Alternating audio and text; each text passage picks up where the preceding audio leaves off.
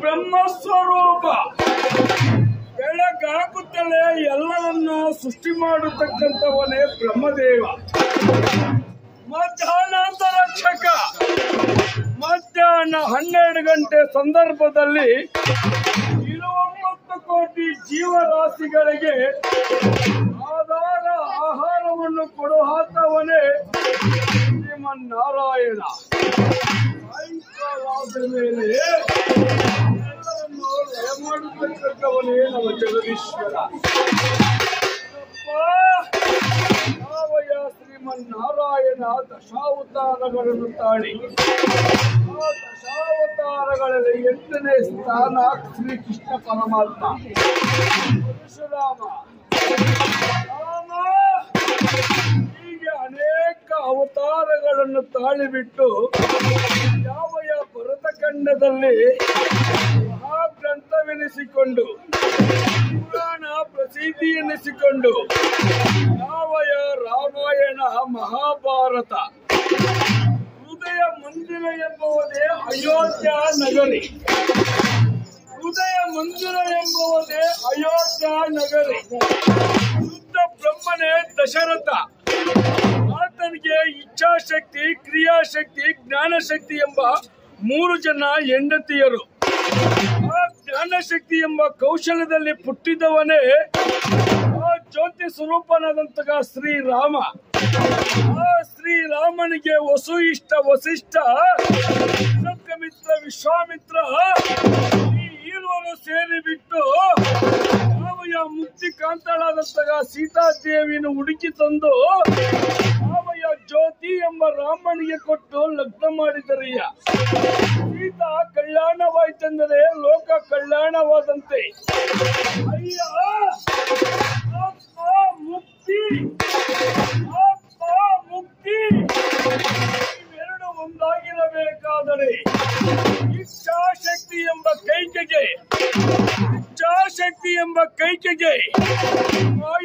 ಎಂಬ ಮಂಥನವನ್ನು ಕಟ್ಟಿ ಮಾಯಾ ಎಂಬ ಮಂಥನವನ್ನು ಕಟ್ಟಿ ಕಷ್ಟ ಎಂಬ ಕಾಡಿಗೆ ಅಟ್ಟಿದರಯ್ಯ.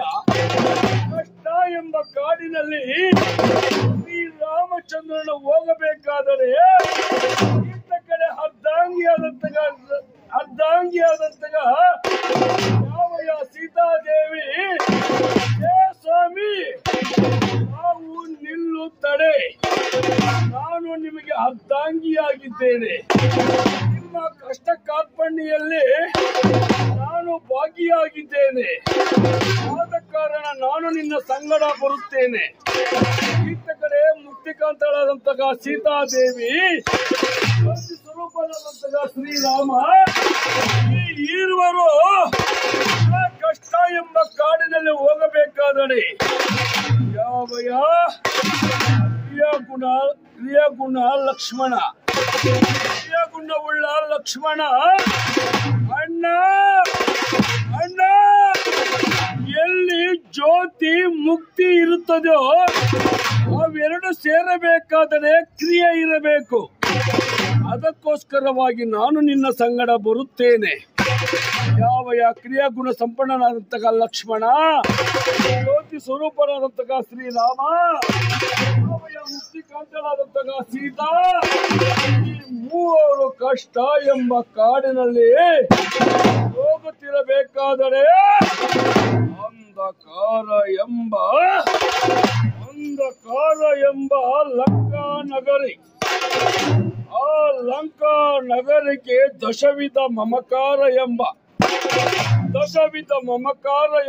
ದಶಕಂಠ, ಆ ಅಂಧಕಾರ ಎಂಬ ಲಂಕಾ ನಗರಾಧಿಪತಿ ಎನಿಸಿಕೊಂಡು ಯಾವಯ ಪುಲಸ್ತ್ಯ ವಂಶದಲ್ಲಿ ಹುಟ್ಟಿದ ತವರೇ ಯಾವಯ ರಾವಣೇಶ್ವರ. ಆ ರಾವಣೇಶ್ವರನಿಗೆ ತಾನೇ ಬರೆದಿರುವಂತಹ ವಸ್ತುವನ್ನು ಕದ್ದು ತಂದು, ತನಗೆ ಬರೆದಿರುವಂತಹ ವಸ್ತುವನ್ನು ಕದ್ದು ತಂದು ಅದನ್ನು ಶೋಕವನದಲ್ಲಿ ಬಚ್ಚಿಟ್ಟನಯ್ಯ. ಶೋಕವನದಲ್ಲಿ ಬಚ್ಚಿಟ್ಟ ಕೂಡಲೇ ಇತ್ತ ಕಡೆ ಜ್ಯೋತಿ ಸ್ವರೂಪನಾದಂತಹ ಶ್ರೀರಾಮಚಂದ್ರನ ಜ್ಯೋತಿಯು ಹಾಲು ಹೋಗಿದೆ. ಎಲ್ಲಿ ನನ್ನ ಮುಕ್ತಿ, ಎಲ್ಲಿ ನನ್ನ ಸೀತಾ? ಆ ಜ್ಯೋತಿಯು ಅಲಗಾಡುತ್ತಿದ್ದರೆ ಬುದ್ಧಿ ಎಂಬತಕ್ಕಂಥವನು ಆಂಜನೇಯ, ಬುದ್ಧಿ ಎಂಬತಕ್ಕಂಥವನು ಆಂಜನೇಯ 77 ಕೋಟಿ ನರನಾಡಿಗಳೆಂಬ ಕಪಿವೀರರ ಜೊತೆ ಸೇರಿಬಿಟ್ಟು ರಾಮ ಎಂಬವರನ್ನು ಕರೆತಂದು ಯಾವಯ ದಶವಿಧ ಮಮಕಾರ ಎಂಬ ರಾವಣನ ಸಂಹಾರ ಮಾಡಿ ಯಾವಯ ಸೀತಾದೇವಿಯನ್ನು ಬಿಡಿಸಿ ತಂದು ಎಲ್ಲರ ಮನದಾಳದಲ್ಲಿ ಎಂದೆಂದಿಗೂ ಪಟ್ಟಾಭಿಷೇಕನಾಗಿ ವಿರಾಜಮಾಗಿ ಇರತಕ್ಕದ್ದಕ್ಕದೇ ಇದು ಆಧ್ಯಾತ್ಮಕ ರಾಮಾಯಣ. ಅನೇಕ ಶರಣರು ಈ ಮಹಾಭಾರತದ 18 ಪರ್ವಗಳನ್ನು